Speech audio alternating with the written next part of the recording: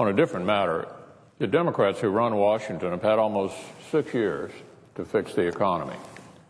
They've already tried just about everything their ideology will allow to fix it. They've raised taxes on everything from life-saving medical devices to personal medical expenses.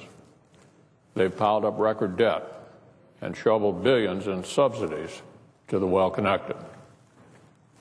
And they've empowered bureaucrats to cancel health plans for the middle class, declared war on the jobs of vulnerable Kentucky families, and through EPA's Waters of the U.S. proposed rule, they're trying to regulate every last pond and ditch in our country. None of this has worked. According to a recent Gallup survey, a solid majority of Americans believe the economy is actually getting worse, not better. And let's not forget, for several years, Democrats had supermajority control of Washington, could have passed anything they wanted, and all too often they did.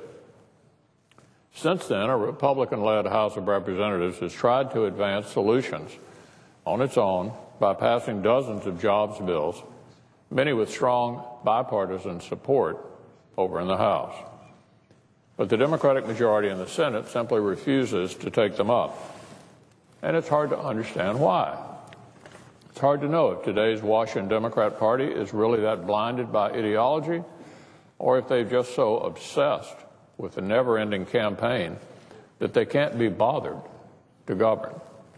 Whatever the reason, the simple truth is this: Washington Democrats had a choice between helping the middle class and bowing to campaign pollsters and the left. It's obvious who they chose. The American people are worried about ISIL and the continuing threat of terrorism. They see a humanitarian crisis at the border. Many struggle every month to pay the bills. Millions still can't find work. And how do Democrats respond? They bring up a bill that would take an eraser to the First Amendment. So the hard left is clearly in the driver's seat on the other side. That's clear every time the Democratic majority ignores the concerns of our constituents to turn to yet another one of their so-called messaging bills, like the recent one on eroding free speech. It's really a shame. That's not why the American people sent us here.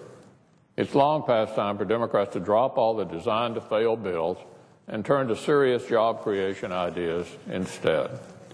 There are dozens, literally dozens, of House-passed jobs bills collecting dust on the majority leader's desk. Why don't we pick some of them up and pass them? Let's get them to the president. Let's work together on serious energy policy. Let's join hands to erase the strain on working moms and dads. Let's work towards sensible health reform that doesn't hurt the middle class like Obamacare does. Let's reach across the aisle to help college graduates find full-time work and start marching toward the careers they've always dreamed of. That's just a start. Because if the Democratic majority is truly interested in getting serious, they should take a look at the many common-sense policy ideas advocated by senators on my side of the aisle. My friend, the senior senator from Tennessee, has always been a strong advocate for smart reform policies. He'll discuss another one of those in just a moment. It's a bill that would go a long way toward remedying a serious problem that's been caused by the politics at all costs mentality I have just described. Here's the issue. Everybody's familiar with the president's unconstitutional effort to pack the National Labor Relations Board with liberal partisans back in early 2012.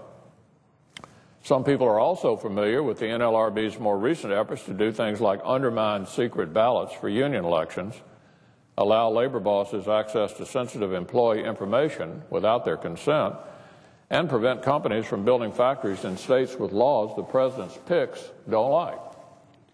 Now, the NLRB is even trying to destroy the very franchise model that's allowed so many Americans to own and operate their own businesses. They want to take away the independence from small businessmen and women, like decisions on who to hire, how much to pay them, and how to run their businesses, and put it in the hands of corporate bosses. The so-called joint employer standard is all about politics and appeasing the left. Big labor bosses want it because it helps them expand and acquire more dues at the expense of small business owners who employ so many Americans. This is simply not right. For many in the middle class, franchising represents a ticket to the dream of opening their own business. For many, it may be their only chance to live that dream. Here's how one single mom and second-generation franchisee from Kentucky put it: to have my franchisor take over greater control of my daily operations would not only change my relationship with them, but it would ruin the dream of small business ownership for many hardworking Americans. And this is what a hotel franchisee in Lexington had to say. My family came to the United States in search of the American dream. We found it as hoteliers and franchisees, he said. The current franchise model has been instrumental in providing my family and me with opportunities for entrepreneurship and the ability to employ over 300 hardworking Kentuckians. But this Kentuckian warned that this action by the NLRB could end his independence as a small business owner by ceding decisions to far-off corporate headquarters. The NLRB action could have devastating impacts on my ability to create jobs, grow my businesses, and support my community, he said. Extreme, politically motivated proposals like these hurt our constituents. So it's time to restore the balance to the National Labor Relations Board. Let's take the politics out of it. That's just what my friend from Tennessee's legislation seeks to do. I'll let him explain it, but here's the key. It would restore the NLRB to a proper role as an umpire instead of an advocate for the right or the left. It's the kind of thing our constituents want to see us doing, standing up for reform and against entrenched political interests. So I'm asking our Democratic friends to please shelve the Design to Fail playbook and work with Republicans on a Design to Succeed agenda instead. 6 years of failure is quite enough.